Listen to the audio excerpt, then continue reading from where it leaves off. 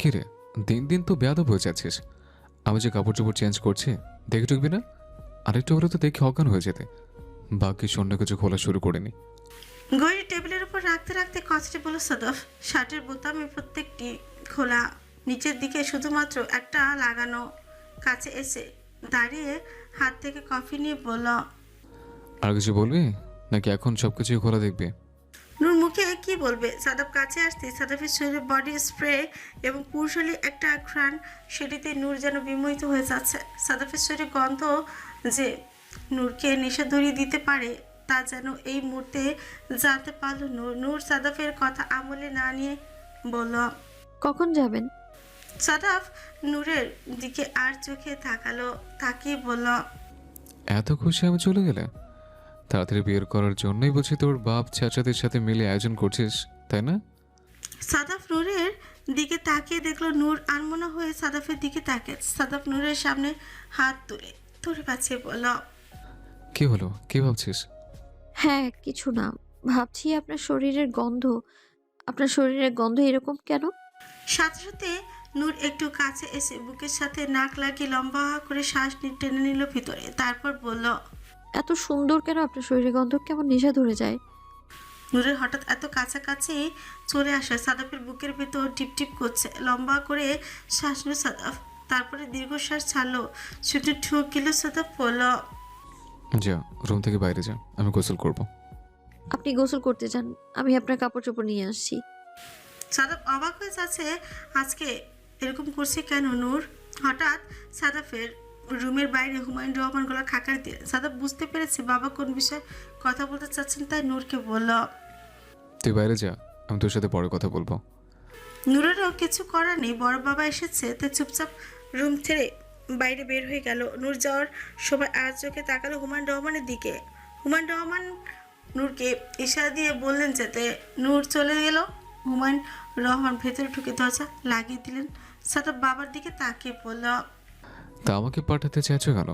ভিতরে কি চলছে শুনি। কি চলবে আবার? তোমার যাওয়ার জরুরিতে পাঠাচ্ছি। বলল হুমায়ুন রহমান। সাদাব বাবার দিকে তাকিয়ে বলল, তা জরুরি কেন? তোমার ছোট্ট মেয়ে থেকে সরাতে হবে তাই? সেটাও একটা কারণ। যেভাবে মেয়েটাকে বশ করে ফেলেছিস, ও তো তোকে ছাড়া আগে পড়ার কিছুই দেখছে না। তাই এখনই যদি না সরিয়ে দেই, সেদিন আর দূরে নেই, যেদিন বিএসআর এই নাতি কোলেনে ঘুরতে হবে। বিয়ে ছাড়া? আর তাছাড়া তোমার ছোট্ট মেয়ে এখন আমার সাথে ঝোঁকের মতো লেগে থাকে। আমি তো তাকে ডেকে আনিনি, দেখতেই পাচ্ছ পিছে পিছে ঘুরছে। চিন্তা করো তো, 7 দিন কি করবে? তোমাদের মাথা তো খেয়ে ফেলবে। সেজন্য দূরে পাঠাচ্ছি, যাতে তোর সাথে এত চিপকে থাকতে না পারে। কি যে জাদু করেছিস তুই! তোর আসল রূপ যদি জানতো, তাহলে আর তোর সাথে চিপকে থাকতো না। বলল হুমায়ুন রহমান। তারপর মুচকি হেসে দুষ্টু কঞ্চে বলল, কেমন বাবা তুমি? তোমার তো খুশি হওয়া উচিত। সামনে তোমার নাতি হবে, তাদের তুমি নিয়ে উলুলুলু করবে।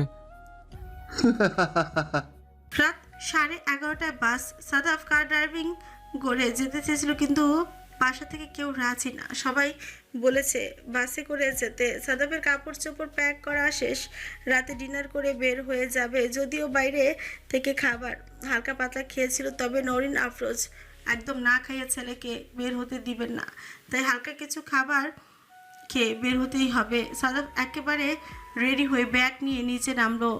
এখান থেকে খাওয়া দাওয়া করে একেবারে বের হয়ে যাবে। নিচে নামতে সিঁড়ির কাছে দাঁড়ানো দেখলো নূরকে। সাদাব বুঝতে পারছে নূর কোনোভাবেই সাদাবকে যেতে দিতে রাজি নয়, কিন্তু এবার যেতেই হবে।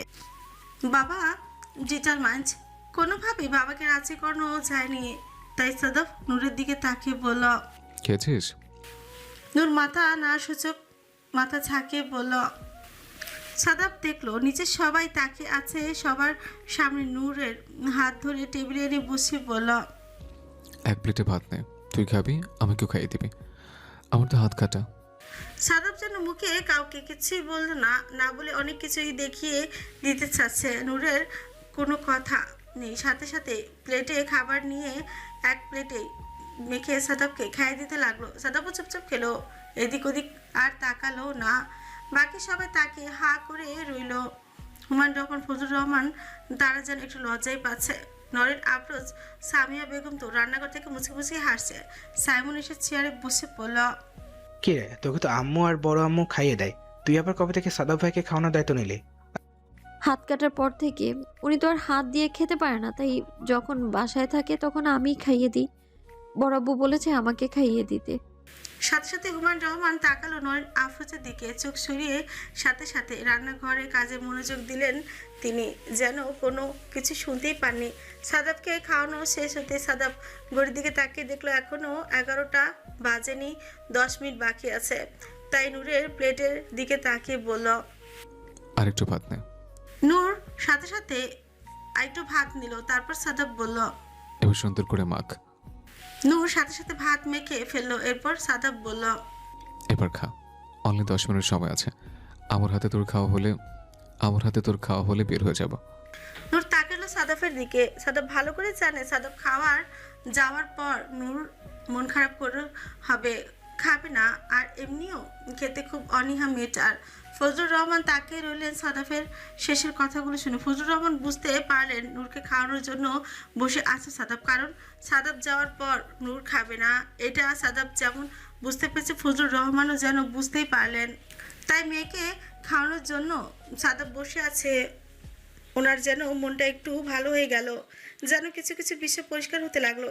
হয়তো সাদাব মুখে কিছু বলে না, কিন্তু নূরের কেয়ার করে খুব। আগেও করতো। আগেও ফজলুর রহমানের কাছে মনে হতো সাদাব নূরকে ছোট বোনের মতো ভালোবাসে, কিন্তু এখন যেন একটু অন্য কিছুই মনে হচ্ছে ওনার। নূরকে খাওয়ানোর শেষে সবার কাছ থেকে বিদায় নিয়ে বের হয়ে গেল সাদাফ। নূর দরজা পর্যন্ত পিছিয়ে গেল। নূরের দিকে একবার তাকিয়েছিল, কিন্তু আর কিছু বলার সাহস পেল না। মনে হচ্ছে আরেকটু বলে নূর ঝরঝর করে চোখের পানি ফেলে দিবে। তাই যত দ্রুত সম্ভব বের হয়ে গেল সাদাফ। যাওয়ার সময় শুধু এতটুকুই বলে গিয়েছে। নিয়মিত খাবি, যদি শুনে খাবার ব্যাপারে কোনো অনীহা করেছিস তাহলে কিন্তু ফিরবো না। রাত 11টা, বাসে উঠেছে সাদাফ। মাত্র বাস ছেড়েছে, সাথে সাথেই ফোনের রিংটোন বেজে উঠলো। সাদাফ স্ক্রিনে না তাকিয়েই বুঝতে পেরেছে নূর ফোন দিয়েছে। ফোন রিসিভ করে সাথে সাথে বলল সাদাফ। হ্যালো। নূর ওপাশ থেকে নিশ্চুপ, নাক টানা শব্দ পাওয়া যাচ্ছে। শুধু সাদাফ বলল।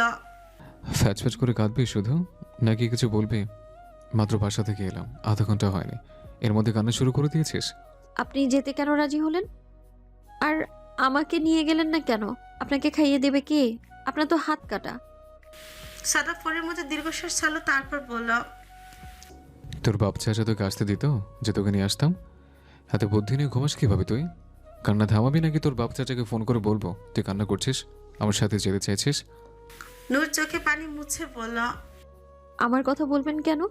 বলবেন আপনি, আপনার হাত কাটা, আপনার খেতে সমস্যা হবে, তাই খাওয়ানোর জন্য আমাকে দরকার। চোরা বুদ্ধি সব বাপ চাচার কাছ থেকে পেয়েছিস তাই না? চুপচাপ ফোন রাখ, ফোন রেখে ঘুমিয়ে যা, কাল সকালে কথা হবে। রাত 12টা ছুঁই নরিন আফরোজ আজ বিছানা গোছাতে একটু দেরি করে ফেলেছে। ছেলেকে বিদায় দিয়ে রান্নাঘর পরিষ্কার করে তবেই ঘরে এসেছে। তাই হুমায়ুন রহমান চেয়ার টেবিলে বসে একটি বই নিয়ে বসেছিল। বই পড়া কেমন হচ্ছে না, জাস্ট একটু চোখ বোলানোর ছিল। বারবার একটার পর একটা পৃষ্ঠা উল্টাচ্ছিলেন তিনি। আসলে কি যে করতে চাচ্ছে উনি নিজেও জানে না। খামখেয়ালি মনে বারবার ছেলেটার কথাই মনে পড়ছে। যাবার সময় শেষবার বলেছিল, না গেলে কি নয়?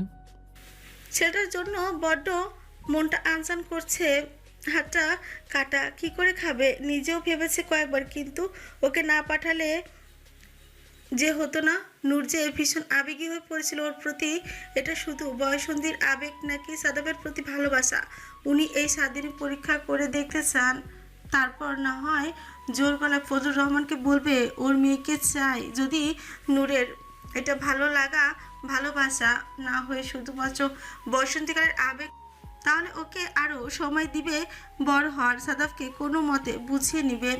এসব ভাবতে ভাবতেই নরেন আফরোজের বিছানা গোছানো শেষ হয়ে গেল। বিছানায় বসে নরেন আফরোজ বলল।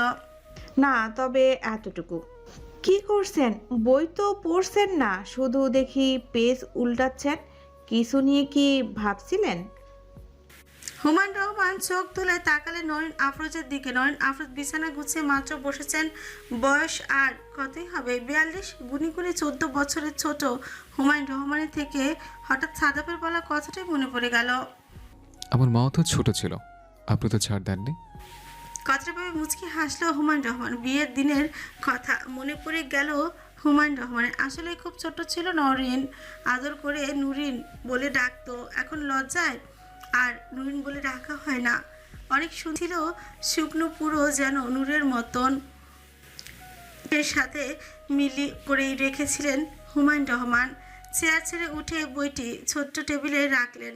চোখের চশমাটি খুলে রেখে ধীরে ধীরে এক পা দুপা করে এগিয়ে আসলেন নরিন আফরোজের সামনে। তারপর বিছানায় বসে নরিন আফরোজের হাতে হাত রাখলো, রেখেই তাকে তাকিয়ে বলল, তোমাকে কতদিন এই নামে ডাকা হয় না নুরিন, বলো তো? নয়ন আফরোজ সাথে সাথে চোখ তুলে তাকালেন হুমায়ুন রহমানের দিকে। একরাশ লজ্জা যেন ঘিরে ধরল নরিন আফরোজকে। যেন মনে হলো সে বিবাহিত জীবনের প্রথম দিনগুলোর কথা, যখন সাদাফ মাত্র পেটে এসেছিল। তখন পর্যন্ত নুরিন বলে অনেক আদর করে ডাকতো, কত কিছু নিয়ে আসতো, ফুল, জিলাপি, কত কিছু লুকিয়ে লুকিয়ে। ভীষণ মনে পড়ে সেই দিনগুলোর কথা। নরিন আফরোজের সংসারের চাপে এখন আর এসব কিছু হয়ে ওঠে না। আপনার মনে আছে সাদাব যখন পেটে ছিল 3-4 মাস হবে, একদিন রাতে জিলাপি খেতে খুব ইচ্ছে করলো। কথা থেকে আপনি জিলাপি খুঁজে নিয়ে এসেছিলেন আমার জন্য। মনে আছে নুরিন, তবে আজ বানা করো না, কাল এনে দেব। মুচকি এসে নরিন আফরোজের মাথায় হাত বুলিয়ে বলল হুমায়ুন রহমান। নরিন আফরোজ সন্তর্পণে নিজের মাথাটি এলিয়ে দিলেন হুমায়ুন রহমানের বুকে। তারপর বলল, কি করে 27 বছর পার করে ফেললাম, তাই না? এখনো মনে পড়ে সেই দিনই তো আপনার সংসারে প্রথম এসেছিলাম। এসেই ঘর ভর্তি মানুষ, পরিপূর্ণ যৌথ সংসার দেখে কতই না ভয় পেয়েছিলাম। না জানি কে আমাকে কিভাবে নিবে, না জানি কত কাজ করতে হবে, না জানি উঠতে বসতে কত বোকা খেতে হবে। কিন্তু ভাগ্য করে একটা শ্বশুর শাশুড়ি পেয়েছিলাম, দেবর পেয়েছিলাম, যা পেয়েছিলাম আপনাকে পেয়েছিলাম। কতটা ভাগ্যবতী ছিলাম আমি, তাই না?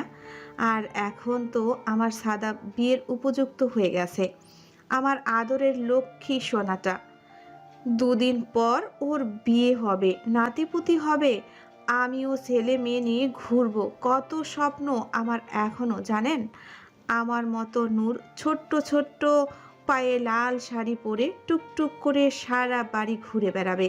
সাদাবের বউয়ের জন্য যে আমি নূরকে ছাড়া কাউকে কল্পনা করতে পারি না। সাদাবের বাবা, যেভাবেই হোক নূরকে আমার সাদাবের জন্য চাই, না হলে যে হবে না।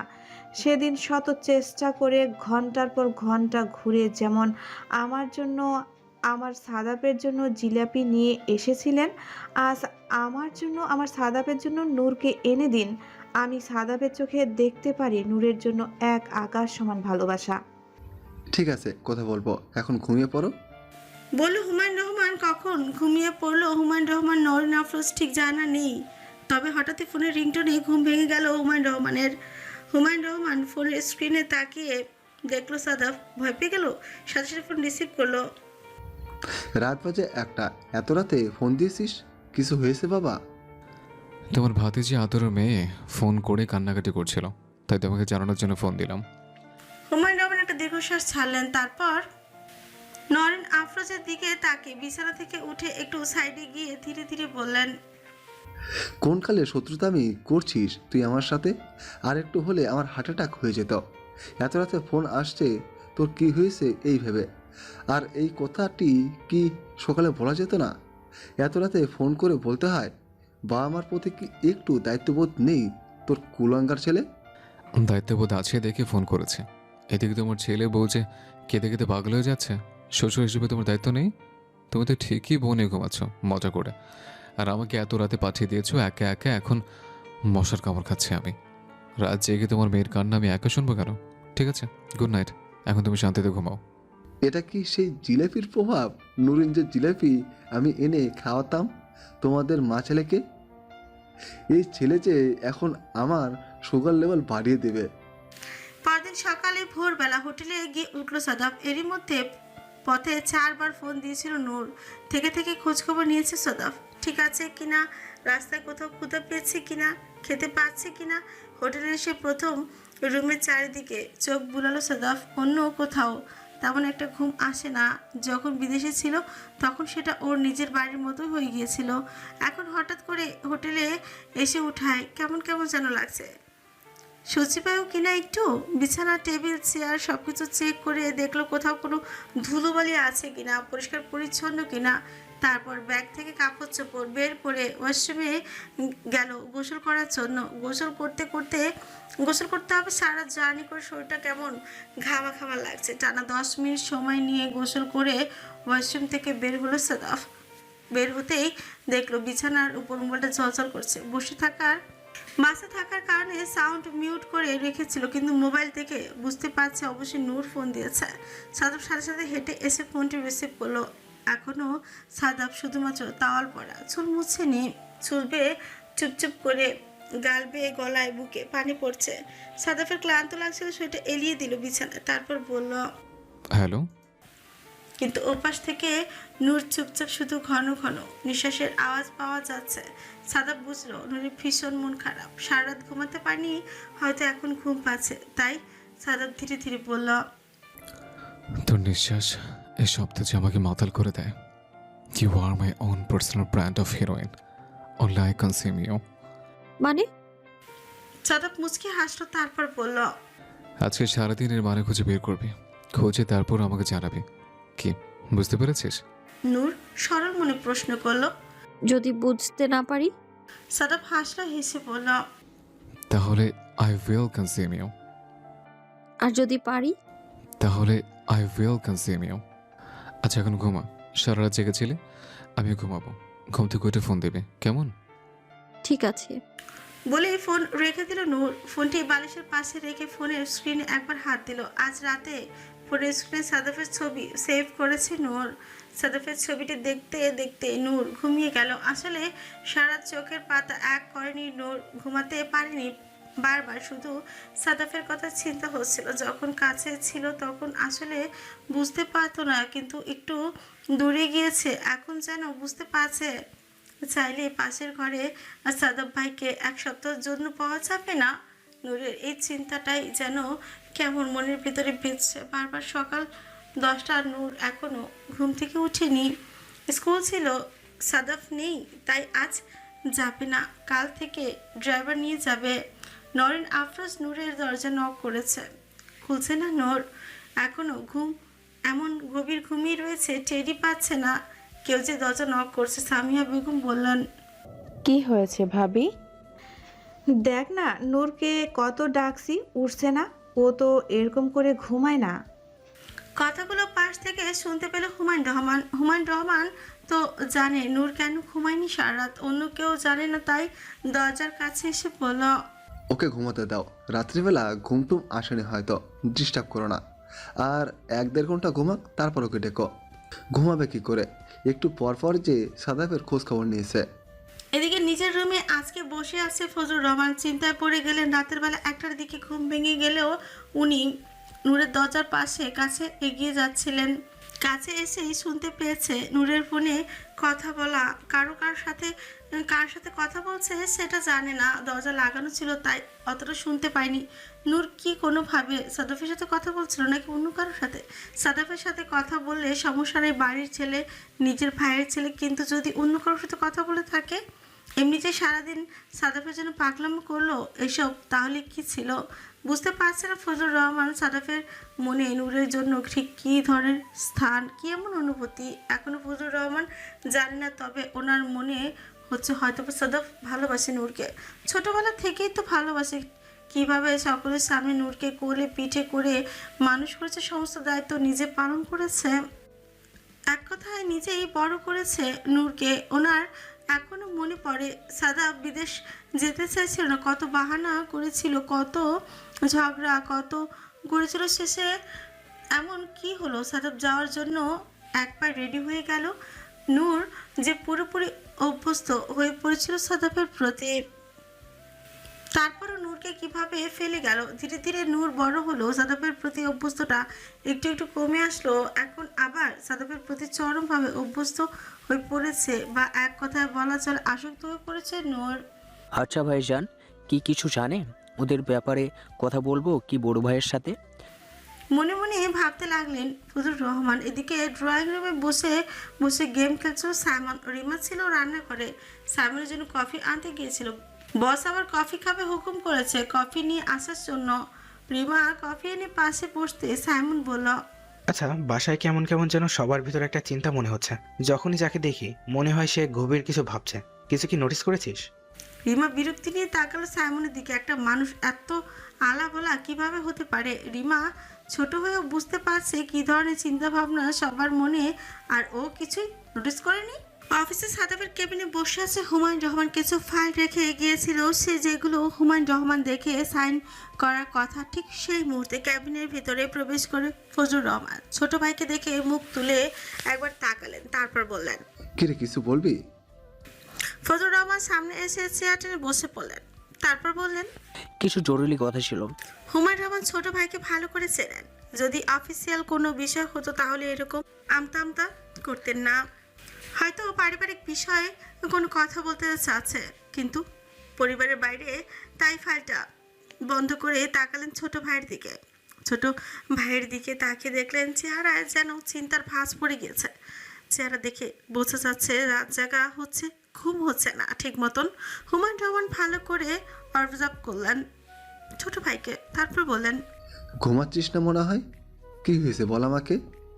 ফজলুর রহমান বড় ভাইয়ের দিকে মুখ তুলে তাকালেন, তারপর টেবিলে দু হাত রেখে বললেন, সাভাদের ব্যাপারে কথা বলতে চাচ্ছিলাম। হুমায়ুন রহমান চুপ রইলেন, সহসায় চেয়ে রইলেন ছোট ভাইয়ের দিকে। ফজলুর রহমান আমতা আমতা করে বড় ভাইয়ের দিকে চোখ তুলে তাকিয়ে বললেন, আপনি সেদিন কেন বলেছিলেন ভাইজান সাফার যদি নূরকে চাই, তখন আমি কি করব? এই কথার মানে কি ভাইজান? ছোটবেলা থেকে সাফাত নূরকে চেয়েছিল, আমি ওর কোলে দিয়ে বলেছিলাম হ্যাঁ নূর আজকে থেকে ওর। তখন ও কী হিসাবে চেয়েছিল আমি জানি না। আমি তো বোন হিসাবে ওকে দিয়েছিলাম, ওর পুতুল হিসাবে, ওর খেলার সাথী হিসাবে। কিন্তু বড় হয়ে সাফাত আসলে কী হিসাবে চাইবে নূরকে? সাফাত কি নূরকে পছন্দ করে, ভালোবাসে? হুমায়ুন রহমান মুচকি হাসলেন। হুমায়ুন রহমান ভালো করে চেনেন ছোট ভাই, চিন্তিত জানেন। সেদিন পর থেকে গত দুদিন ধরে ফজলুলকে অবজার্ভ করছে, দেখছে ওর চিন্তিত চেহারা ও সব কিছু একটা নিয়ে ভাবছেন, খুব ভাবছেন। এবং সে ভাবনাটা যে নূর ও সদফকে নিয়ে, সেটি বুঝতে একচুল পরিমাণও ভুল হয়নি হুমায়ুন রহমানের। বাইরের দিকে তাকিয়ে বললেন, তোর মনে আছে যেদিন সাদাফের জন্ম হয়েছিল? তুই কোলে নিয়ে কি বলেছিলি? ভাইয়া আপনি ওকে জন্ম দিয়েছেন, কিন্তু ও কিন্তু সবসময় আমার ছেলে থাকবে। সেদিন আমিও বলেছিলাম যে সাদাফ আজ থেকে তোর সন্তান। নিশ্চয়ই এটাও মনে আছে সাইমন, তো তোর সন্তান অনেক বড় হয়েছে। জীবনে প্রথম বাবা ডাক তুই আমার সাদাফের মুখ থেকে শুনেছিস। সেই হিসাবে তোর বা আমার প্রথম সন্তান হিসেবে, আমার বংশের বড় সন্তান হিসেবে কিন্তু সাদাফ। সেই হিসেবে তোর বা আমার প্রথম সন্তান হিসেবে, আমার বংশের বড় সন্তান হিসেবে কিন্তু সাদাফ। আমি এও জানি আমি আমার সাদাফকে যতটা ভালোবাসি তুই তার চেয়েও একচুল পরিমাণ কম বাসিস না। যেমনটা আমি নূরকে ভালোবাসি, তুই জন্ম দিলেও নূর কিন্তু আমার মেয়ে। আমি রিমা এবং নূরের মধ্যে কখনো কোনো পার্থক্য করিনি বললে ভুল হবে, পার্থক্য করেছি। যে কোনো কিছু, যে কোনো আবদার আগে আমি নূরেরটা পালন করেছি, তারপর রিমা খুশি খুশি মেনে নিয়েছে ওকে ছোট বোন হিসেবে, আমার প্রথম প্রায়োরিটি হিসেবে। তাহলে সাদাব যদি তোর প্রথম সন্তানের মতো হয়ে থাকে, তুই বুকে হাত দিয়ে বলতে পারবি তোর কাছে কিছু আবদার করলে তুই কে না করতে পারবি? হুমায়ুন রহমান একটু থামলেন, থেমে আবারও বলতে শুরু করলেন, নূরকে কেন? আমি জানি, আমার ভাইকে আমি চিনি। ও তোর কাছে তোর জানটা চাইলেও তুই বিনা দিতে দিয়ে দিবি। তারপরেও তুই জিজ্ঞেস করেছিস, একটি প্রশ্ন করেছিস, তার উত্তর আমি দেব, তবে আমি মুখ ফুটে উত্তর দেব না। তোকে একটা চাবি দেব, সেই চাবিটা দিয়ে এই ড্রয়ারটা খুলবি, খুলে তোর উত্তর তুই নিজেই খুঁজে নিবি। আমার ছেলে চাবিটা খুব যত্ন করে এক জায়গায় গুছিয়ে রাখে। ও ভাবে হয়তো কেউ জানে না, কিন্তু আমি ওর বাবা, ওর প্রত্যেকটা রগে রগে আমি ওকে চিনি। ও যতটুকু যত্ন করে চাবিটা আগলে রেখেছে, ভিতরে কী আছে দেখলে তুই বুঝে যাবি, তোর প্রশ্নের উত্তর পেয়ে যাবি। বলে সাথে সাথে উঠে দাঁড়ালেন, দাঁড়িয়ে আলমারির একটি ড্রয়ার খুলে সেই ড্রয়ার থেকে একটি বক্স বের করলেন।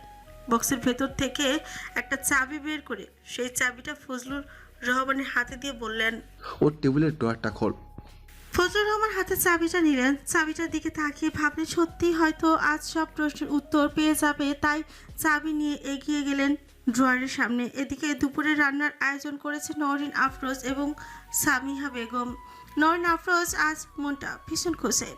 গতকাল রাতে হুমায়ুন রহমানের সাথে অনেকক্ষণ কথা বলেছেন। সংসারের চাপে আসলে স্বামী স্ত্রী একজন আরেকজনের তেমন একটা সময় দিতে পারে না, তবে গতকাল ওনার কি হয়েছিল কে জানে। অনেকক্ষণ কথা বলেছে, পুরনো স্মৃতি মনে করে হেসেছে দুজন। নওরিন আফরোজ এর মুখটা খুশি খুশি দেখে সামিয়া বেগম পাশে দাঁড়িয়ে বলেন, ভাবিকে আজকে খুশি খুশি লাগছে, কি ব্যাপার হঠাৎ এত খুশি খুশি, কারণটা কি শুনি? নওরিন আফরোজ সামিয়া বেগমের দিকে তাকিয়ে বললেন। সামিয়া বেগম আহ্লাদে গদগদ হয়ে বললেন, না রে, তেমন কিছু না। সংসারের চাপে আমরা তো স্বামী স্ত্রী দুজন আরেকজনের সাথে সাংসারিক কথা ছাড়া যেন কথা বলতেই ভুলে গিয়েছিলাম। কাল অনেকক্ষণ দুজন কথা বললাম, নিজেদের পুরনো স্মৃতিগুলো মনে করলাম, এই তো। বলেই হেসে ফেলেন সামিহা বেগম। নওরিন আফরোজ সামিহার দিকে তাকিয়ে বললেন, ও আচ্ছা, তা আমি দাদি হব আর আপনি বুঝি আরামে থাকবেন? ভুলে যায়েন না, আমার ছেলের ঘরে নাতিপুতি আপনার মেয়েকে দিয়ে আসবে। ও তাই, এই কথা। কিছুদিন পরে দাদি হবে, মনে রাখবে। এখনই যা রোমান্স করার করে নাও, পরে যখন ছেলের ঘরে নাতি নাতনি আসবে, পরে আর কোনো রোমান্স করতে পারবে না, দিন ভরা তাদের পেছনেই দৌড়তে হবে। কথাটি বলে দুই যা একত্রে হেসে ফেল। তারপর সামিয়া বেগমে নওরিন আফরোজকে জড়িয়ে ধরে বললেন, ঠিক বলেছ ভাবি, আসলে আমি চিন্তাই করতে পারি না আমাদের নূর এক সময় মা হবে, আমাদের সাদাফ বাবা হবে, আমরা এই অল্প বয়সে বুড়ো বুড়ি হয়ে গেলাম, তাই না?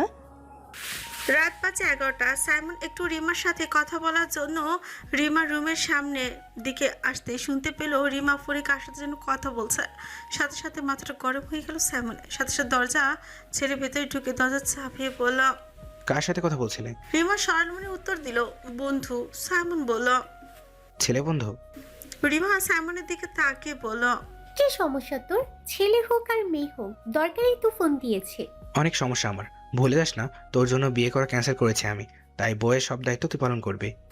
বলে সাইমন রিমার বিছানা চট করে এসে বলল। রিমা দাঁড়িয়েছিল ড্রেসিং টেবিলের সামনে, চুল বাঁধছিল। বলল, আরে আরে, এখানে ঘুমাচ্ছ কেন? যাও নিজের রুমে যাও। এই মুহূর্তে যাওয়ার মুড নেই, মাথাটা ধরেছে খুব, মাথাটা একটু বিলি কেটে দে তো, চুলে তেল দিয়ে দে। পারবো না আমি, যাও তো নিজের রুমে যাও। বলল রিমা। সাইমন অবাক হয়ে বলল, তোর ভাই তো ঠিকই আমার ছোট বোনটাকে দিয়ে মাথায় তেল মালিশ করায়, তুই কেন আমার মাথায় তেল দিবি না? আজকে এটা শোধ হবে।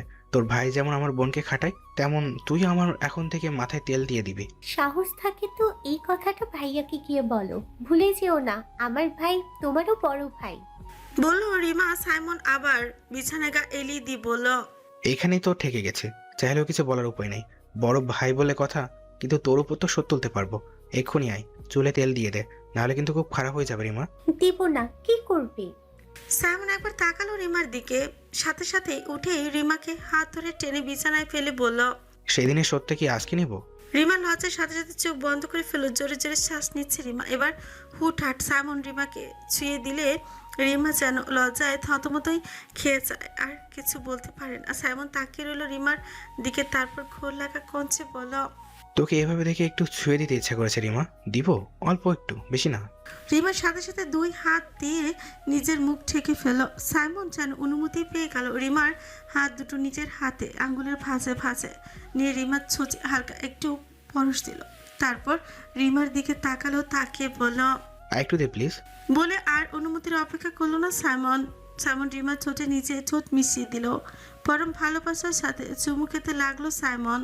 এদিকে রাত 11:30 বাজে। সাদাফ সব কাজকর্ম সেরে হোটেলে ঢুকেছে 10টায়। হোটেলে এসে কাপড় চোপড় চেঞ্জ করে গোসল করে ফ্রেশ হয়ে শুয়েছে মাঝ। তবে ঘুমায়নি সাদাফ, জানে ঘুমানোর আগে নূর আরেকবার ফোন দিবে। ঠিকই কাঙ্ক্ষিত সময়ে ফোন চলে এলো নূরের। সাদাফ তড়িঘড়ি করে ফোন রিসিভ করলো। হ্যালো বলতেই ওপাশ থেকে নূরের নীরবতা। নূর চুপচাপ, কোনো কথা নেই। নূর বিছানায় উপর হয়ে শুয়ে মোবাইলটি কানে নিয়ে এক হাত দিয়ে বালিশে হাত বোলাচ্ছে আর চুপচাপ সাদাফের কথা শুনছে। সাদাফ বিছানায় গায়ে দিল, শুয়ে একটি হাত মাথার নিচ দিয়ে মোবাইলটি কানে ধরে পড়ল। এভাবে চুপ থাকবি? কিছু তো বল। নূর প্রথম কথাটি বলল। কবে আসবেন? সাদাফ মুচকি হাসলো, তারপর বলল, তোর বাপ চাচাকে জিজ্ঞেস কর।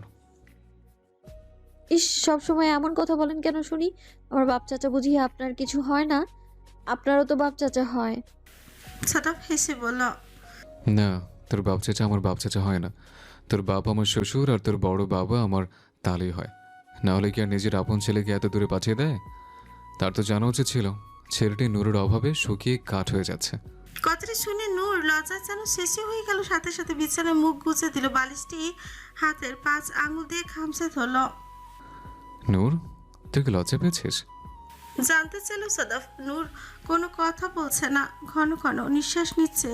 সাদাফ যেন নূরের প্রতিটি নিঃশ্বাস অনুভব করছে। একটু থেমে সাদাফ আবারও জিজ্ঞেস করল, Noor, you are my own personal brand of heroin. Only I can consume you.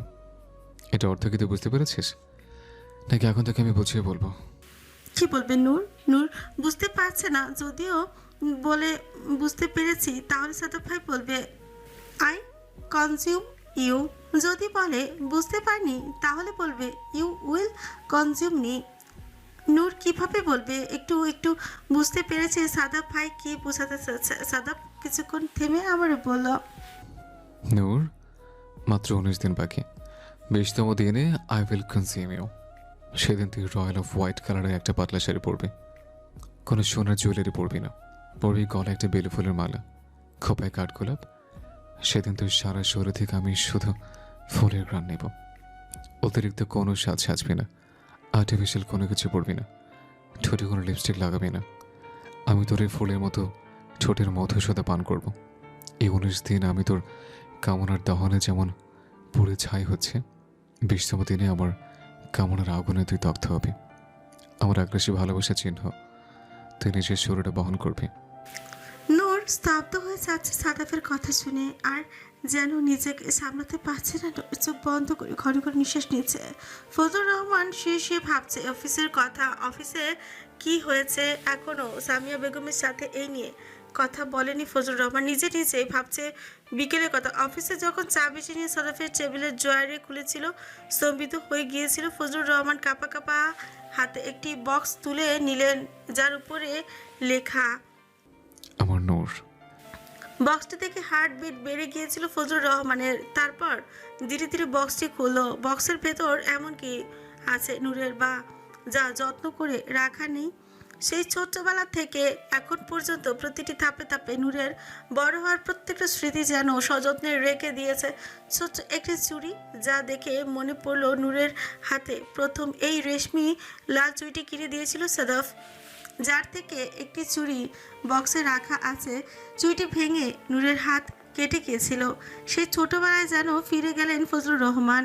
মনে পড়ল কি না কান্না করেছিল নূর। চুড় ভেঙে হাতে লেগে গিয়েছিল, সেই চুড়ির বক্সের ভেতর রেখে দিয়েছে সাদাফ। তারপর হাতে তুলে নিল একটি ক্লিপ। মেলায় নিয়ে গিয়েছিল সাদাফ একে, সেখান থেকে প্রথম একজন ক্লিপ কিনে দিয়েছিল। তার থেকে একটি ক্লিপ এখানে রাখা।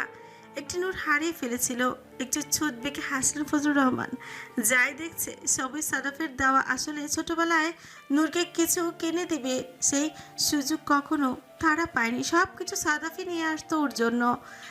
আছে নূরের জন্য কেনা ছোট্ট একটি আলতা, পায়ে নুপুর ও আলতা পরে টুকটুক করে পুরো বাড়ি ঘুরে বেড়াতো নূর। কত শত ছবি, কত শত স্মৃতি, যা দেখে ভীষণ ভীষণ মনে পড়ছে সেই ছোটবেলার কথা।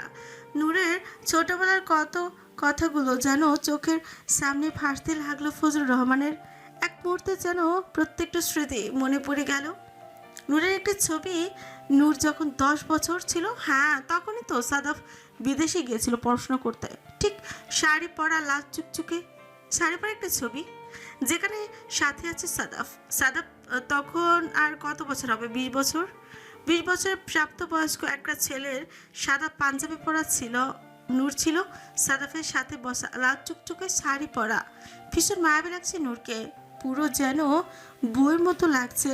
মনে হচ্ছে সদ্যই যেন দুজনের বিয়ে পড়ানো হয়েছে, এমনভাবে বসে আছে দুজন স্বামী স্ত্রীর মতন। সকাল সকাল নাস্তার টেবিলে নাস্তা খেতে বসেছে দুই ভাই, সাথে রিমা ও সাইমন। সাইমন টেবিলের নিচ দিয়ে পা খোঁচাচ্ছে রিমাকে। রিমা কয়েকবার থামানোর চেষ্টা করছে, সাইমন কোনোভাবে থামছে না। বাধ্য হয়ে রিমা জোরে একটা লাথি বসিয়ে দিল সাইমনকে। সাইমন আ করে চিৎকার করে উঠতে হুমায়ুন রহমান সাথে সাথে বলল, কি হয়েছে পাগল? কতক্ষণ ধরে দেখছি কেমন নড়াচড়া করছিস, আর চিৎকার করলি কেন? সাইমন পা ডলতে ডলতে বলল, না বড় আব্বু, চেয়ারে লেগে একটু পায়ে ব্যথা পেয়েছিলাম তো তাই। ভদ্রভাবে বস বাদর, এমনি তো বাদর হয়েছিস, খাওয়ার সময়ও একটু সুস্থ থাকতে পারিস না? রিমা মুচকি হাসলো। সাইমন মনে মনে বলল, কে একা পেয়ে নি, তারপর দেখাবো হাসি কই থাকে। ফজলুর রহমান গলা স্বর উঁচু করে চেঁচিয়ে বলল, কই তোদের হলো? আজ নাস্তায় এত দেরি হচ্ছে কেন? নাকি বাড়িতে একটি লোক নেই দেখে তোদের রান্নাবান্নার কোনো আয়োজন নেই? একটু শান্ত হয়ে বসো না, দিচ্ছি তো। দেখছেন পেটের মধ্যে নিশ্চয়ই ইঁদুর দৌড়াচ্ছে, ক্ষুধা পেলে এরকম করে। সারা রাত ঘুমোতে পারেনি, এজন্য সকাল সকাল ক্ষুধা পেয়ে গেছে। আমরা কিন্তু সময় মতোই কাজ করছি। নরেন আফরোজ সামিয়া বেগমের দিকে তাকিয়ে বলেন, কি নিয়ে টেনশন করছে? কয়েকটা দিন ধরে দেখছি বসে থেকে ঝিমায়, কিছু একটা ভাবে। তোর সাথে কিছু শেয়ার করেছে? বলেছে কিছু তোকে? না ভাবি, 3 দিন 4 দিন আগে একটু কথা হয়েছিল, এরপর তো আর কিছু শেয়ার করেনি। তবে বুঝতে পারি রাত অবধি শুধু এপাশ ওপাশ করে, ঘুমায় না, কিছু একটা ভাবে। আমার মনে হয় অফিসের কোনো ঝামেলা হতে পারে। ভাইজান অবশ্যই জানে, ভাইজানকে একটু জিজ্ঞেস করে দেখবে। আচ্ছা, এখন কথা বলা যাবে না, সন্ধ্যায় বাড়িতে আসলে তবে কথা বলবো। এখন তাড়াতাড়ি নাস্তা দে, না হলে আমার জন্য চিৎকার করে উঠবে। বাবার ঘড়ির দিকে বারবার তাকাচ্ছে ফজলুর রহমান। হুমায়ুন রহমান বিরক্ত হয়ে ফজলুর রহমানের দিকে তাকিয়ে বললেন, এমন করছিস কেন? খুব তো দেরি হয়ে যায়নি, দুই ভাই তো একসাথে অফিস যাব, প্রতিদিন তো এরকম সময় নাস্তা দেয়। ফজলুর রহমান ভাইয়ের দিকে তাকিয়ে বললেন, কিছু না ভাইজান, এমনি। ফজলুর রহমানের আসলে অন্য চিন্তা হচ্ছে, যার জন্য এভাবে নাস্তার জন্য তারা দিচ্ছে। বেশি টেনশন হলে সে চুপচাপ ফজলুর রহমান নিতেই পারে না। হুমায়ুন রহমান ভালো করে জানে ফজলুরের এটা ছোটবেলা থেকেই অভ্যাস। কোনো কিছু নিয়ে চিন্তা করলে আশেপাশে সব কিছু নিয়েই তোড়জোড় দেখায়। আসলে ঘটনা থাকে অন্যরকম। হুমায়ুন রহমান জানে গতকাল অফিসের ব্যাপার নিয়ে হয়তো কোনো না কোনোভাবে চিন্তিত রয়েছে, কিন্তু এতক্ষণে তো উত্তর পেয়ে যাওয়ার কথা। তবে কি অন্য কিছু ভাবছে ফজলুর রহমান? অবশ্য ফজলুরের সাথে কথা বলতে হবে মনে মনে ভাবলো হুমায়ুন রহমান। অফিসে যে আজকেই কথা বলবে। এদিকে সাদাফ নিজের ফ্যাক্টরি ভিজিটে এসেছিল, সেখানে এসে ছোট্ট একটি দুর্ঘটনার শিকার হয়েছে সকালবেলা, যা এখন কারোর সাথে শেয়ার করেনি সাদাফ। হাতে ব্যথা আবারও পেয়েছে সে। ফ্যাক্টরি মেশিন চলাকালীন অবস্থায় মেশিন থেকে ছোট্ট একটা লোহার টুকরো এসে ওর হাতে আবারও এসে এমনভাবে লেগেছে, ব্যান্ডেজ করা অবস্থা, পুরো হাত আবারও রক্তে ভিজে গিয়েছে। ফ্যাক্টরি কর্মকর্তা সাদাফকে তাড়াহুড়ো করে হসপিটালে নিয়ে এসেছে। এখন হসপিটালে ডক্টরের সামনে বসে আছে সাদাফ। হাতে ড্রেসিং করে আবারও ব্যান্ডেজ করতে হবে। ডক্টর ব্যান্ডেজ খুলে সাদাফের দিকে তাকালো, বলল, আপনার হাত তো আগেও আঘাতপ্রাপ্ত হয়েছে, সেটা তো এখনো শুকায়নি, তার ওপর আবার নতুন করে আঘাতপ্রাপ্ত হলেন। সময় নেবে মিস্টার সাফাত ভালো হতে। সাদাফের মুখ যেন ব্যথায় নীল হয়ে যাচ্ছে, তারপরও মুখে বেঁকি হেসে রেখে বলল, সমস্যা নেই, আমাকে কি কি করতে হবে বলুন। তেমন কিছুই নয়, পর্যাপ্ত পরিমাণের রেস্ট নেবেন, হাত ভেজানো যাবে না। ব্যান্ডেজ ভেজা থাকলে বা স্যাঁতসেঁতে থাকলে হাত শুকাবে না। ওষুধ নিয়মিত খেতে হবে এবং এই হাতে আবার আঘাতপ্রাপ্ত হওয়া যাবে না। একবার আঘাত পেয়েছেন, এটা শুকাতে যতটা না সময় নিত, দ্বিতীয়বার আঘাত পাওয়ার কারণে ঘা অন্যরকম হয়ে গিয়েছে। ড্রেসিং করে ব্যান্ডেজ করা শেষ হয়ে গেল। সাদাফ উঠে দাঁড়ালো। ডক্টরের কাছ থেকে বিদায় নিয়ে কেবিন থেকে বের হয়ে গেল সাদাফ। বাকি আনুষ্ঠানিকতা সব ফ্যাক্টরি কর্মকর্তা পালন করলেন। অফিসে সাদাফের কেবিনে বসে আছে হুমায়ুন রহমান। অফিসের দরজা ঠেলে ঢুকলো ফজলুর রহমান। হুমায়ুন জানতো ফজলু ঠিকই আসবে কিছু কথা বলার জন্য। হুমায়ুন রহমান ফজলুর রহমানের দিকে তাকিয়ে বললেন, তোর জন্য অপেক্ষা করছিলাম, জানতাম তুই আসবি কথা বলতে। ফজলুর রহমান মুচকি হাসলেন। বাবা তুল্য বড় ভাই আসলেই বড় ভাই বাবার মতো হয় না হলে ভাই বুঝলো কি করে কথা বলতে আসবে ওর, যেটা ছোটবেলা থেকে স্বভাব। অতিরিক্ত টেনশন হলে এরকম চটপট করে, সেটা নিশ্চয়ই বড় ভাই আগে টের পেয়েছেন, তাই সামনে চেয়ার টেনে বসে বললেন, বুঝতে তো পারবেই বাবা, আর ছেলে মিলি তো আমাকে একটু টেনশনে রেখেছে। হুমায়ুন রহমান জোরে জোরে হাসলেন, তারপর বললেন, কি বলবি বল। সাফাদের বিদেশে যাওয়ার আগে সব কিছু জানতো চায় ভাইজান। ও তো বিদেশে যাওয়ার জন্য রাজি ছিল না, কি এমন হয়ে গেল রাতারাতি হঠাৎ করে ও রাজি হয়ে গেল? তোর মনে আছে একদিন সাদাব মারামারি করে বাসে এসেছিল রক্তাক্ত অবস্থায়? আমেরিকা যাওয়ার 1-1.5 মাস আগেই তো। কেন সেদিন মারামারি করেছিল জানিস? ওকে তো কিছু বলার ছেলে না ভাইজান, বহুবার জিজ্ঞাসা করেছি, মুখ খুলেনি। নূরের জন্য। নূরকে নিয়ে কলেজের লাস্ট দিনে গিয়েছিল এক অনুষ্ঠানে, সেখানে কেউ একজন নূরের গালে একটা চুমু খেয়েছিল। কে? তখন তো ও অনেক ছোট ছিল, আদর করে যে কেউ কোলে নিতে চুমু খেতেই পারে, তাই বলে এমনভাবে বন্ধুত্বের সাথে মারামারি করে রক্তাক্ত অবস্থায় বাসায় ফিরবে? তাই ওকে আমেরিকা পাঠানো জরুরি ছিল, আর বাবা হয়ে আমি একটা সিদ্ধান্ত নিয়েছিলাম। তোর কাছ থেকে জিজ্ঞেস করার প্রয়োজন মনে করিনি। প্রায় 1 ঘন্টা কেবিনে কথা হলো দুই ভাইয়ের মধ্যে। কথা বলার এক পর্যায়ে ফজলুর রহমান দাঁড়িয়ে গেলেন, বললেন, আপনি নূরকে মেয়ে মনে করে সিদ্ধান্ত নিয়েছেন, আর যেহেতু বলেছেন সাফাত আমার সন্তান, আমার প্রথম সন্তানের মতো, তাহলে আজকে থেকে সাফাতের ব্যাপারে সিদ্ধান্ত যা নেওয়ার আমি নিব। আশা করি আপনি সেদিন সাফাতের বাবা হয়ে কথা বলবেন না, যেহেতু সাফাতকে আমার কোলে তুলে দিয়ে বলেছিলেন ও আমার প্রথম সন্তান, তাহলে সাফাতের জন্য সিদ্ধান্ত এখন থেকে আমি নিব। হুমায়ুন রহমান চিন্তিত মুখে চেয়ে রইলেন ছোট ভাইয়ের দিকে, তারপর একটি দীর্ঘশ্বাস ফেলে বললেন, আচ্ছা ঠিক আছে, এখন থেকে সাদাফের সব বিষয়ে তুই সিদ্ধান্ত নিবি। আমি আর কখনো তোদের দুজনের মধ্যে ইন্টারফেয়ার করব না। ভালো হলেও তোর, খারাপ হলেও তোর, আমি শুধু চেয়ে চেয়ে দেখবো। কথাটি শুনে ফজলুর রহমান ক্যাবিন থেকে বের হয়ে যায়। এদিকে সাদাফ আজ আর ফ্যাক্টরি বা অফিসিয়াল কোনো কাজে যায়নি। হাতের ব্যথা যেন পুরো শরীরে ছড়িয়ে গেছে। জ্বর জ্বর ভাব, যে কোনো মুহূর্তে শরীর কাঁপিয়ে জ্বর চলে আসবে। হোটেলের রুমে শুয়ে শুয়ে ভাবলো নূরের সাথে একটু কথা বলে নেওয়া যাক। এরপর যদি জ্বর বেশি চলে আসে তখন তো নূরের সাথে কথা বলা যাবে না, তাই নূরের নাম্বার থেকে ফোন দিল সাদাফ। ফোন ধরতেই কিছু বলবে তার আগে ওপাশ থেকে শুনলেন সামিয়া বেগমের কণ্ঠ। সামিয়া বেগম হ্যালো হ্যালো করছে, বুঝতে পারলো নূর ফোনের আশেপাশে নেই।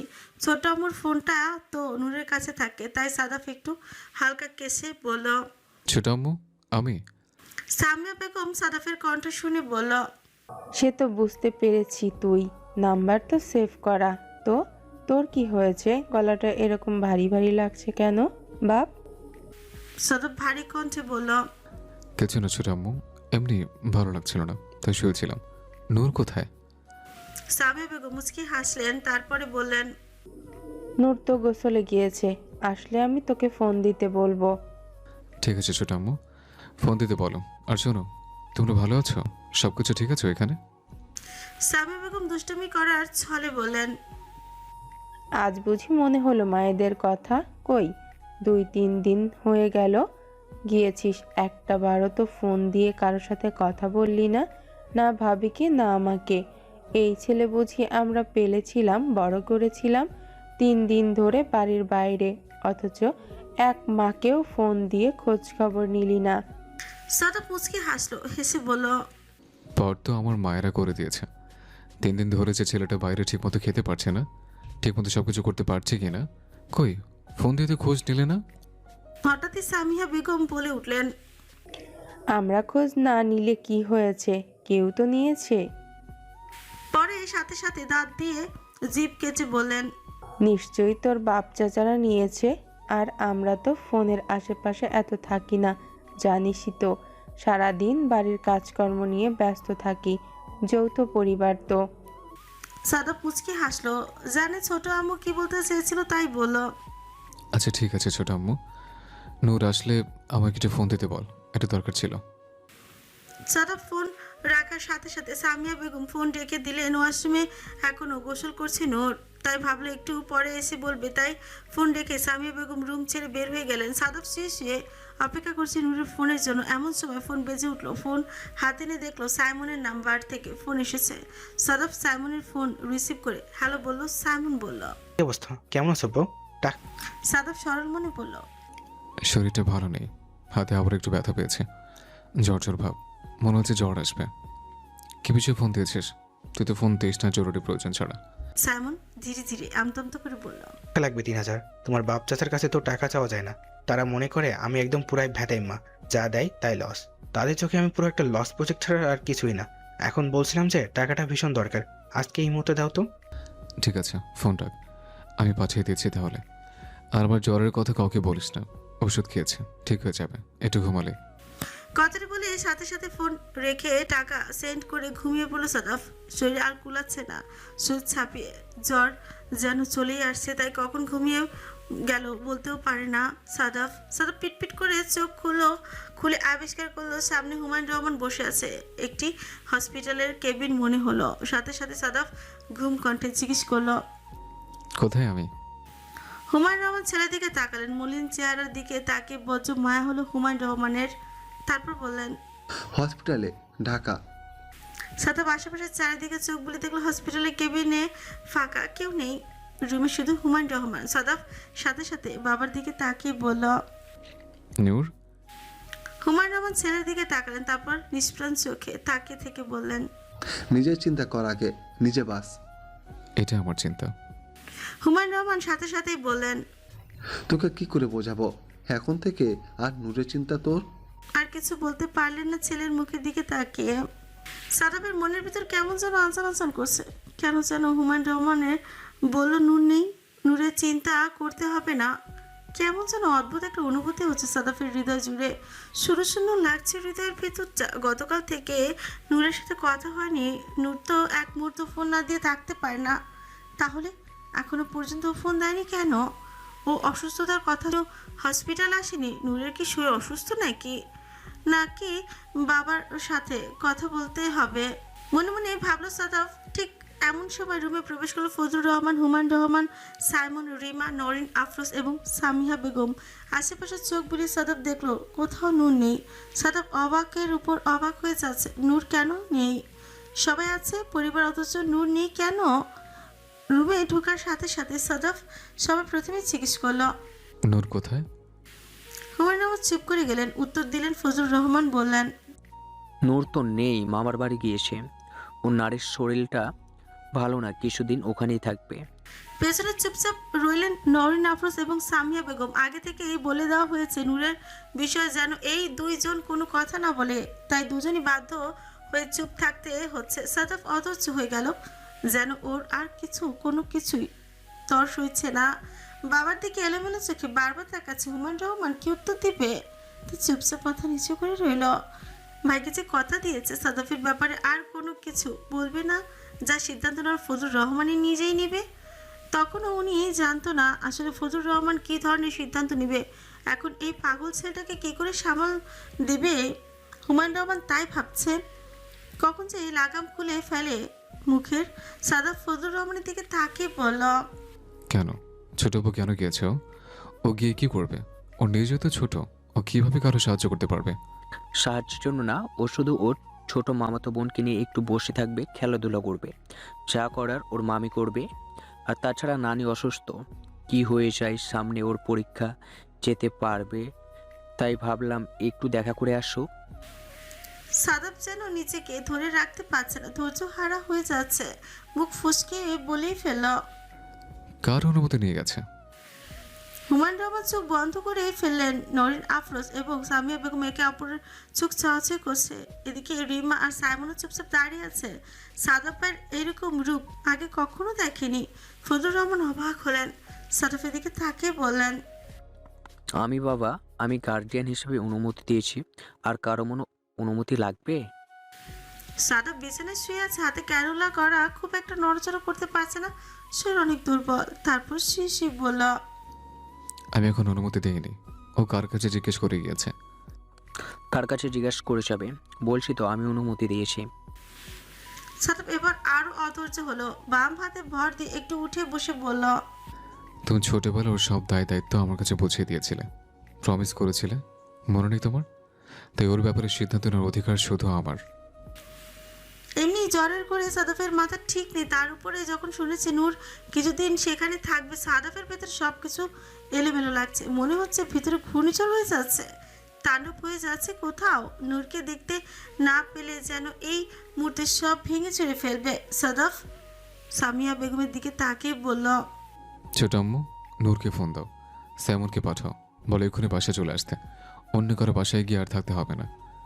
আমার অনুমতি ছাড়া কেন গেল? ও কি আমার কাছে জিজ্ঞেস করেছিল? সামিয়া বেগম কিছু বলবে তার আগে নরিন আফরোজ বলল, কি পাগলামি করছিস বাবা? থেকে আসুক না 2-3টা দিন, নানুর বাড়িতেই তো গিয়েছে, চলে আসবে।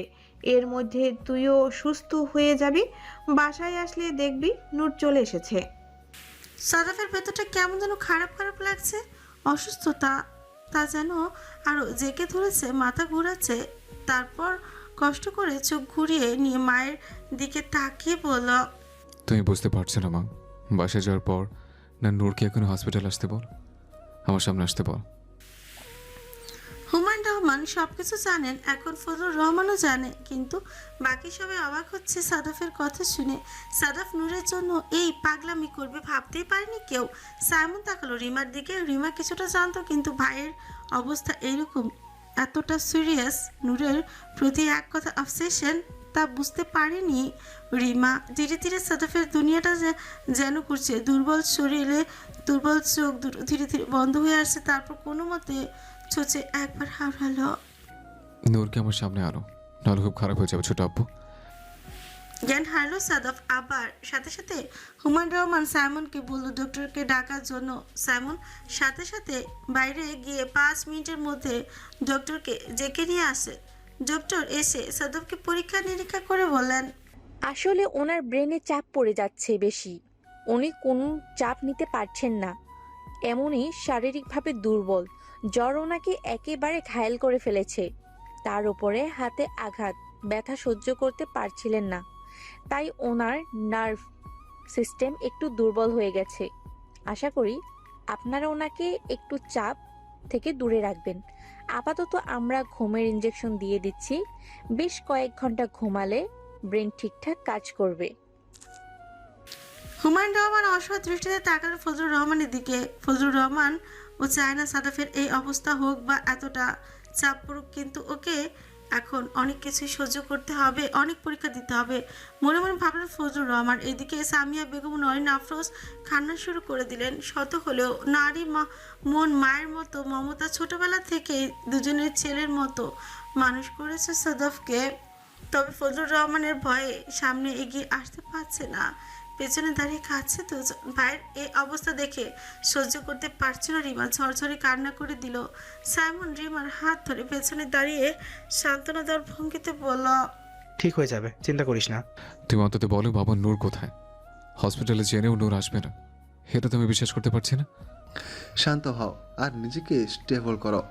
1 দিন 2 দিন এই তোমার এই অবস্থা হয়েছে, দিনের পর দিন যদি নূরকে ছাড়া থাকতে হয় তাহলে কিভাবে থাকবে? নিজেকে শক্ত করো।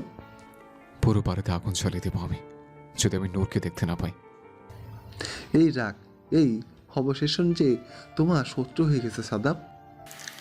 ইঞ্জেকশন দেওয়ার আগে বাবার সাথে এ কথাগুলো হয়েছিল সাদাফের। হুমায়ুন রহমান ভাবতে লাগলো সাদাফের বলা কথাগুলো। ইঞ্জেকশনের প্রভাব, লম্বা সময় ধরে ঘুমাচ্ছে সাদাফ। বাইরে দাঁড়িয়ে আছে হুমায়ুন রহমান ও ফজলুর রহমান। করিডোরে বারবার হাঁটাচলা করছে সাইমন আর রিমা, অপেক্ষা করছে কখন সাদাফ ভাই আবার উঠে যায়, কখন আবার এরকম করবে নূরের জন্য। রুমের ভেতরেই আরেকটি বেডে চুপচাপ গুটিসুটি মেরে শুয়ে আছেন নরিন আফরোজ। ছেলের অবস্থা উনি দেখতে পাচ্ছেন না। সামিয়া বেগম পাশে দাঁড়ানো ছিল। নরিন আফরোজ এর কাঁধে হাত দিয়ে বললেন, ভাবি আল্লাহ আল্লাহ করো, মন খারাপ করো না, সাদাব দ্রুত সুস্থ হয়ে যাবে। নরিন আফরোজ ফুপিয়ে কান্না করে দিলেন।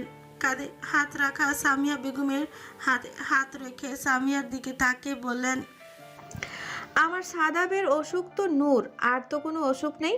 ফজলুর এমন করছে কেন? সব কিছু দেখেও বুঝেও না দেখার না বোঝার ভান কেন করছে? ওরও তো ছেলে হয় সাদাব, ওর কি মায়া লাগছে না? বুকটা কাঁপছে না সাদাপের জন্য? হঠাৎ করে শুধু নূরের বাবা হয়ে গেল। ও তো আগে সাদাপের বাবা হয়েছে। সাদাপ ওকে আগে বাবা বলে ডাক দিয়েছে। সাদাপ কি শুধু আমার আর ওনার সন্তান, তোদের নয়? বুকে হাত দিয়ে বলতো, তোকে যখন মা বলে ডেকেছে তোর কি কলিজা ঠান্ডা হয়নি? তাহলে এখন আমার ছেলেকে এই অবস্থায় দেখে কিভাবে দাঁড়িয়ে আছিস? কেন বোঝাচ্ছিস না ফজলুরকে আমার সাদাবের অবস্থা কি হয়েছে দুদিনে? দেখ কি অবস্থা হয়েছে, কিভাবে থাকবে ও নূরকে ছাড়া? সামিয়া বেগম একটা দীর্ঘশ্বাস ফেললেন। চোখের পানি মুছতে মুছতে নরিন আফরোজ এর পাশে বসে বললেন, আমার কি বুকটা ফাটছে না ভাবি? উনি তো আমার সাথে কিছুই শেয়ার করছেন না, হঠাৎ করে এরকম করছে। কড়া নির্দেশ দিয়েছে আমরা যেন ওনাদের দুই ভাইয়ের সামনে কিছু না বলি। আমি সত্যি করে বলছি ভাবি, আমি কিছুই জানি না কি থেকে কি হয়ে গেল। সাদাবকে কি আমরা কম ভালোবাসি? নিঃসন্দেহে বলতে পারবো সাদাব যতটুকু তোমাদের ঠিক ততটুকু আমাদের সন্তান। এদিকে বোকা নূর মোবাইল নিয়ে বসে আছে। মোবাইলে যে নাম্বারটা ব্লক করে দিয়েছে ফজলুর রহমান তা বলেও বুঝতে পারেনি নূর। বোঝার কথাও নয়, মনে মনে ভাবছে মোবাইল থেকে ফোন যাচ্ছে না, হয়তো নেটওয়ার্ক খারাপ। কিন্তু সাদাব ভাই কেন ফোন দিচ্ছে না? ফোন হাতে নিয়ে শুধু ফোনের অপেক্ষাই করে যাচ্ছে। সাদাফের শরীর অসুস্থ, হসপিটালে ভর্তি, এসব কিছুই জানি না নূর। নূরকে মামার বাড়িতে রেখে গিয়েছে নারীর অসুস্থতার কথা বলে 2 দিন জন্য। বাসায় মামা মামিকে খবর দিয়ে রেখে গিয়েছে, বলেছে পারিবারিক একটি প্রয়োজনে সবাইকে যেতে হচ্ছে। নূর যেহেতু অনেকদিন মামা বাড়িতে বেড়ায় না, তাই 2 দিনের জন্য নূর তাদের সাথেই থাকবে। তাই মামা মামি আর সন্দেহ করেননি। এদিকে নূর না আসার জন্য কোনো বাহানাও খুঁজে পায়নি। আর যেহেতু সাদাব ভাই বাড়িতে নেই, আরও 3 থেকে 4 দিন পরে আসবে, তাই নূর ভেবেছে মোবাইলটা তো দিয়েছে, কথা তো এখান থেকেও বলা যাবে। তাই চুপচাপ মামা বাড়িতে চলে এসেছে। তবে আজ থেকেই মন খারাপ হচ্ছে নূরের। বারবার সাদাফের কথা মনে পড়ছে খুব। সাদাব ভাই কেন ফোন দিচ্ছে না? বারবার মোবাইলের দিকে তাকাচ্ছে। মামা তো ছোট বোনকে নিয়ে বসে আছে, ওর দিকে খেয়াল দিতে পাচ্ছে না। বারবার শুধু মোবাইলটা হাতে নিয়ে দেখছে ফোন কেন আসছে না। এমন তো হবার কথা নয়। তাহলে কি যেই ভয় পেয়েছিল সেটাই হয়েছে? ওইখানে গিয়ে কি কাউকে পেয়েছে সাদাব ভাই, নাকি সাবা আপুকে? ওখানে গিয়েই যার জন্য নূরকে মনে করার বা ফোন দেওয়ার সময় পাচ্ছে না। খুব অভিমান হচ্ছে নূরের। হসপিটালের বাইরে চেয়ারে পাশাপাশি বসে বসে আছে হুমায়ুন রহমান ও ফজলুর রহমান। হুমায়ুন রহমান যেন পাথর হয়ে গেছে। চোখ তুলে তাকালেন ফজলুর রহমানের দিকে। ফজলুর রহমান জানে ভাই কি বলতে চায়, তাই নিজে থেকে বলা শুরু করলেন। বলেন, ভাই আমি কিছু বলতে চাই আপনাকে সাফাদের সম্পর্কে। হুমায়ুন রহমান কিছু বললেন না, শুধু তাকালেন ফজলুর রহমানের দিকে। ফজলুর রহমান বললেন, ভাইজান আপনার কি অবাক লাগে না? নূর যখন জন্ম হয়েছে ঠিক সেই দিন থেকেই নূরকে নিজের বলে দাবি করা নূরের প্রতিটা এতটা আবেশন যে কারো গায়ে হাত তুলতে দ্বিধাবোধ করে না, এমনকি নিজের রক্ত ঝরাতে দ্বিধাবোধ করে না। সেটা সময়ের সাথে সাথে বেড়েছে ভাইজান, কমেনি। নিঃসন্দেহে সাফাত নূরকে অনেক ভালোবাসে, কিন্তু ওর ভালোবাসা, ওর অবশেষণ এতটাই বেড়ে গিয়েছে ও নিঃসন্দেহে নূরের জন্য মানুষ খুন করতে পারবে, এমনকি ভাইজান নিজেকেও মেরে ফেলতে পারবে। আমি সাফাতের শত্রু না ভাইজান, বিশ্বাস করেন। আপনার যতটুকু ছেলে সাফাত, আমার ততটুকুই ছেলে। আমি ওর ভালো চাই। আমি চাই ওর নিজের রাগ কন্ট্রোল করুক, অবশেষণ কন্ট্রোল করুক। নূরের প্রতি ওর যে একটা অবশেষণ, সেটা থেকে ও বের হয়ে আসুক। আর যদি সাফাত কোনো ড্রাগসে অ্যাডিক্টেড হতেও আপনি কি করতেন? ওকে কোনো রিহ্যাবিলিটেশনে দিয়ে দিতেন, যাতে ও অ্যাডিকশন থেকে বের হয়ে আসতে পারে, সুস্থ জীবনে ফিরে আসতে পারে। নূর একটা অবসেশন হয়ে গিয়েছে ভাইয়া, ওর অ্যাডিকশন হয়ে গিয়েছে। ওর একটা সুস্থ জীবনে ফিরে আসতে হবে। কাউকে ভালোবাসলে দূর থেকেও ভালোবাসা যায়, উগ্রতা না দেখিয়ে, ভয় না দেখিয়ে, এমনকি ভালোবাসা যায়। এটা সাফাতকে শিখতে হবে। সময়ের প্রয়োজন, আমরা সবাই মিলে সময় দিব। আমার উপরে বিশ্বাস রাখেন ভাইজান, আমি ওর শত্রু নই। হুমায়ুন রহমান জানে সাদাফের রাগ, সাদাফের অবসেশন সম্পর্কে। তারপর ফজলুর রহমানের দিকে তাকিয়ে বলেন, তারপর কি হবে? ধরো ওইসব কিছুই শিখে নিল, সব কিছুই হলো, তারপর নূর কিন্তু সাদাফেরই থাকবে, এটা তুই কোনোভাবে অস্বীকার করতে পারবি না। ফজলুর রহমান তাকিয়ে ভাইয়ের দিকে অসহায় নেচে কিভাবে হুমায়ুন রহমান তার দিকে তাকিয়ে আছে। ফজলুর রহমান ভাইয়ের 2 হাত ধরে বললেন, আমার উপরে বিশ্বাস রাখেন ভাইজান, সাফাত সুস্থ হয়ে যাবে, ওর একটু সময় প্রয়োজন। আজ হসপিটালে 2য় দিন। সাদাফের জ্বর কমে গিয়েছে, তবে শরীর জাস্ট একটু দুর্বল। আজকের দিনটা হসপিটাল রেখে ডিসচার্জ করে দিবে। সাদাফ এখন অনেকটা স্টেবল। হঠাৎ এত জ্বর এবং ব্যথা ধকলটা নিতে পারছিল না। সামিয়া বেগমের সাদাফের বেডের কাছে দাঁড়িয়ে আছে সাইমন, হুমায়ুন রহমান ও ফজলুর রহমান। সাদাফ ফজলুর রহমান এর দিকে তাকিয়ে বলল, আব্বু দাঁড়িয়েছো কেন? বলছো না কেন?